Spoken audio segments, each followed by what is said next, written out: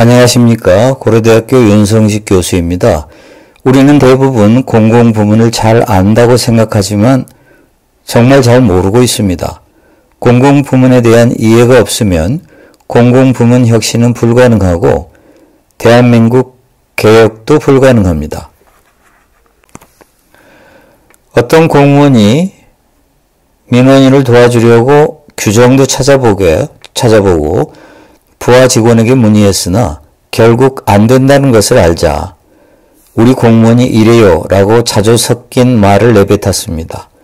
삼성전자 직원을 몽땅 공무원으로 임명하면 처음 1, 2년은 무언가 달라지는 기미가 좀 보이겠지만 장담컨대 곧 공무원스럽게 됩니다. 공무원조차 고개를 절레절레 흔드는 이 공룡 같은 괴물을 우리는 관료제라고 부릅니다. 관료제는 공공부문의 곳곳에서 무사안일과 이기적 행태를 만들어냅니다. 하지만 이게 공무원 탓일까요? 공무원은 항상 언론과 감사를 신경 쓰며 일합니다. 언론이나 감사는 결코 잘한 일에 대한 칭찬은 하지 않습니다. 칭찬 기사를 쓰면 독자가 외면합니다. 못한 일은 아주 쉽게 기사화되고 감사의 지적사항이 됩니다. 적극적으로 무슨 일을 벌리다가 사고를 내는 것보다는 무사안일하게 사고 없이 그냥 지나가는 게 제일입니다. 이러한 공룡 같은 괴물을 계획하지 않은 채로 공무원 비판만 해봐야 아무 소용 없습니다. 삼성전자에 근무하던 직원이 농협으로 직장을 옮긴 사례를 보았습니다. 민간 기업에서 공무원이나 공기업으로 옮기는 사람도 제법 많습니다. 민간 기업에서 일한 적이 있는 어떤 공무원은 저에게 이렇게 일하다간 기업에서 모두 잘려요 하길래 공무원이 회사원의 업무 방식으로 일하면 저는 걱정되겠는데요 라고 했더니 당황해 하더군요. 우리는 사고가 터질 때마다 공무원에게 온갖 규정을 제정하거나 온갖 비판을 해댑니다. 그럴 때마다 공무원은 움츠리고 민간 기업처럼 일하지 못하게 됩니다. 중앙일보의 보도에 의하면 메르스 사태 때 백신을 과다하게 구매했다고 실무자들이 줄줄이 징계를 당했다고 합니다. 우리나라는 K방역의 성공으로 확진자가 다른 나라에 비해 매우 적었기 때문에 다른 나라처럼 공격적으로 백신 구매 계약을 체결하면 또다시 과다 구매라고 실무자에게 책임을 물을 수밖에 없는 구조입니다. 중앙일보는 사후의 결과를 보고 비난하긴 매우 쉽다고 보도했습니다. 만약 정부가 백신 선구매 비용으로 2조를 투입했다가 그 제약사가 개발에 실패해 돈을 날렸다면 어땠을까요? 국민과 야권이 비난했을 것이라는 내용입니다.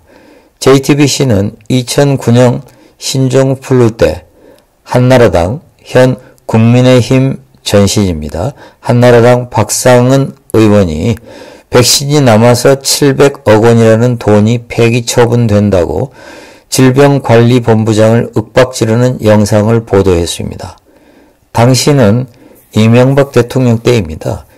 즉 여당 국회의원이 여당을 공격한 것입니다. 이번에 우리나라가 만약 백신을 많이 구매했는데 확진자가 지금처럼 증가하지 않고 감소해서 성공적인 방역이 계속 이어졌다면 또다시 질병관리청장에게 책임을 물었을 것입니다. 미국은 화이자 등 제약사에 10조 원이 넘는 돈을 투자해서 사실상 같이 백신을 만들고 남보다 더 빨리 선구매할 수 있었습니다. 우리나라가 미국처럼 했다가는 정은경 질병관리청장은 감옥에 갔을 거라고 합니다. 선진국은 감염병 등이 대유행의 조짐을 보이면 선입금을 내고 백신을 개발하거나 이미 개발 중인 백신을 사들일 수 있도록 하고 있다고 합니다. 우리나라도 이러한 법조항과 예산 확보를 해야 할 것입니다. 현재 우리나라의 법은 질병관리청장이 의무적으로 구입해야 하는 것이 아니기 때문에 과다 구매의 책임을 추궁당할 수 있습니다. 백신 구매에 관한 소동이 벌어지고 나서야 국회에서는 질병관리청장이 백신을 의무적으로 확보하도록 관련법 개정안이 나왔습니다. 그렇다고 공무원이 모두 알아서 하라고 100% 자유재량을 부여하면 공무원이 자유재량권을 남용할 수 있습니다. 코로나19 사태로 마스크가 부족해서 마스크 배급제를 실시했습니다. 정부는 비상사태에 대비하여 마스크를 비축했는데 나중에 마스크가 남아 싼 값에 다시 되팔았습니다. 언론은 조달청을 비판했는데 이게 과연 비판할 일인가 생각해 보십시오. 참으로 한심한 언론입니다. 이러니 공무원이 일을 할 수가 없고 보신주의로 갈 수밖에 없습니다. 공무원 탓 그만해야 합니다. 세상이 문제이고 공공부문이 문제인 것입니다. 공공부문이 왜 민간부문에 비해서 어려운지 알 수 있습니다. 루즈벨트 대통령은 자신이 지시한 일을 얼마 후에 점검하면 대부분 검토하고 있다는 대답을 들었다고 합니다. 한 번 더 점검하면 또 비슷한 대답을 듣는데 그나마 2번 점검하는 사안은 매우 드물기 때문에 대부분의 대통령 지시는 지켜지지 않는다는 것입니다. 공직 시스템을 이해하지 못하면 공무원이 지킬 수 없는 지시만 잔뜩 늘어놓게 됩니다. 공무원에게 기존의 업무와 다른 업무는 달갑지 않는 위험한 업무입니다. 가능하면 새로운 임무는 적극적으로 수행하지 않으려고 합니다. 엄벌에 처한다고 경고할수록 공무원은 더욱 움츠려듭니다. 관료제는 신분을 보장해주는 공무원과 국민과 정치인이 요구해서 만든 각종 규정으로 이루어져 있습니다. 즉 공무원과 규정으로 이루어져 있는 것입니다. 장관은 비정규직이라는 우스갯소리가 있습니다. 아무리 길어도 대통령 임기인 5년을 초과하지 못합니다. 공무원은 헌법에서 신분을 보장해 주기 때문에 전두환 씨가 무리해서 쫓아낸 상당수의 공무원이 소송으로 다시 공직으로 돌아왔습니다. 장관에게 잘못 보이면 한직으로 물러나지만 장관이 바뀌면 한직에 있는 공무원을 요직으로 불러들이는 게 흔한 일입니다. 요직으로 등용된 공무원은 고마워서 열심히 일할 것이고 장관이 조직을 쉽게 장악할 수 있게 됩니다. 대통령이나 국회의원이 관료 조직을 비판하거나 몰아치면 공무원이 더 열심히 일하기는커녕 더 움츠려들고 협조하지 않습니다. 관료제는 나름대로의 합리성과 영속성을 추구합니다. 경우에 따라서는 현 정부의 무리한 요구를 거부하거나 수용하는 척하면서 무력화시키기도 하는데 이는 국민에 유익할 경우도 있습니다. 관료제는 현 정권만 바라보는 게 아니라 그 이후도 생각하기 때문에 정치인보다도 더 길게 보고 일을 할 수밖에 없습니다.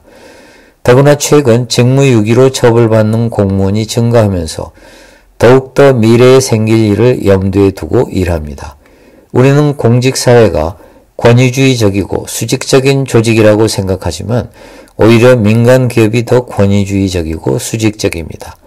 공직 문화가 보수적이라고 해서 상하 관계가 수평적이지는 않습니다.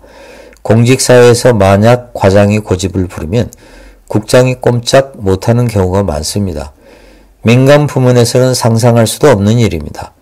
관료제는 이러한 특성으로 인하여 정치권과 유리된 나름대로의 작동 원리와 문화를 가지고 움직입니다. 관료 조직의 이러한 독자성은 단점만 있는 게 아닙니다. 박근혜 대통령 같은 엉터리 대통령 하에서도 대한민국이 아무런 문제없이 굴러갔던 것은 나름대로의 합리성과 변화에 저항할 만큼 견고한 공무원 조직이 있기 때문입니다. 노무현 대통령 때 대통령이 탄핵으로 업무가 정지되었지만 무탈할 수 있었던 것은 공무원 제도가 있기 때문입니다. 실력 없고 형편없는 장관이 임명되어도 공무원이 있기 때문에 조직이 붕괴되지 않고 주어진 범위를 크게 벗어나지 않습니다. 민주국가에서 위기가 발생하면 대통령이나 장관이 직접 챙겨야 공무원이 확실하게 움직입니다. 국민은 공무원에 대해 불만이 많지만 대한민국 공무원은 훌륭한 리더만 있으면 역량을 발휘할 수 있는 우수한 공무원입니다. 명장 밑에 우절은 없다라는 말이 있듯이 이순신 장군의 지휘하에 모두 훌륭한 병사가 된 것입니다. 비록 관료제가 무사안이라고 복지부동하지만 대통령이나 장관이 전문성을 가진 합리적 지식을 내리고 직접 챙기면 공무원은 놀랄 만큼 협조적입니다. 왜냐하면 업무 능력을 보임으로써 승진 기회를 얻기 때문입니다. 공무원 조직을 움직이기 위해서는 업무에 밝고 전문성이 있어 공무원을 설득할 수 있거나 정치적으로 강한 힘이 있어야 합니다. 공공부문은 이러한 성격이 있기 때문에 중요한 사건이 발생할 때 해결하기 위해서는 대통령이나 장관이 직접 챙겨야 합니다. 에볼라 방지를 위해 에볼라 환자가 한 명일 때 직접 대책회의를 주도한 오바마의 모습을 다시 떠올려 봅시다. 세계 최대 경제 대국이 에볼라 환자 한 명일 때 대통령이 직접 챙기는 게 어쩌면 쪼잔하게 보일지 모릅니다. 노무현 대통령은 사스가 발생했을 때 직접 챙기면서 대처하는 결과 WHO로부터 사스 모범 예방국이라는 평가를 받았습니다. 세월호 사건이 막 터졌을 때 이 사건이 한국 정부의 위기 대응 능력을 실험하는 사건이다 라고 보도한 외국 언론이 기억납니다.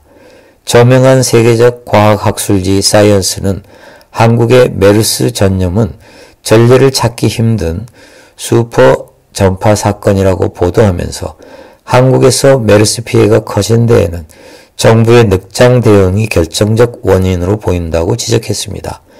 대통령이나 장관이 무조건 지시만 내려서는 안 되고 예산 때문에 망설이면 예비비를 사용해서라도 해결하라고 직접 지시하고 사후에 비난받을까 몸을 사리면 책임을 면제해 주겠다고 공개적으로 선언해야 합니다.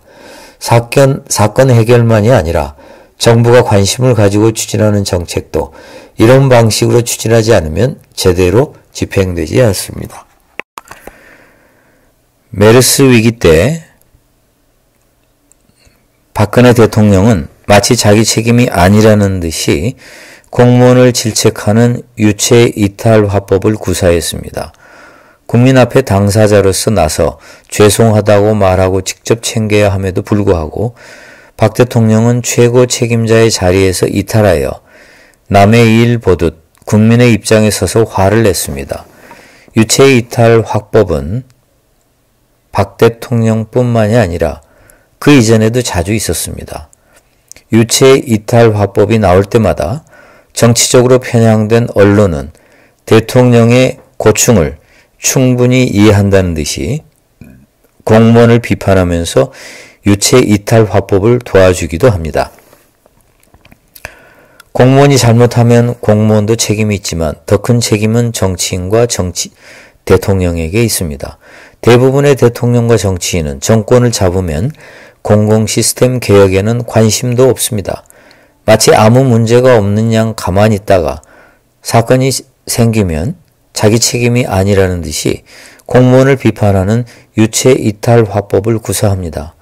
자신들에게 향할 수 있는 국민의 분노를 교묘하게 정치인에게 돌리는 정치인의 술수가 소위 말하는 관료 때리기, 뷰로크러시 베싱이며 한국만이 아니라 선진국에서도 만연하고 있습니다. 고객에게 잘못하면 퇴출당하는 기업과는 달리 공공부문은 퇴출이 불가능하므로 주기적으로 이러한 공룡 같은 괴물인 관료 시스템을 혁신해야 합니다.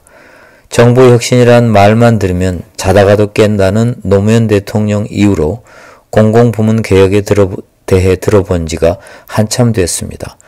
공무원 때리기는 이제 그만하고 공무원이 제대로 일할 수 있는 환경을 구축해야 합니다. 모든 것이 변하는 재행무상의 세계에서 공무원 제도도 끊임없이 변하지 않으면 그 자체로도 문제입니다. 가끔 개혁하는 게 아니라 항상 개혁해야 합니다. 저는 고려대학교 윤성식 교수입니다. 구독해 주셔서 감사합니다.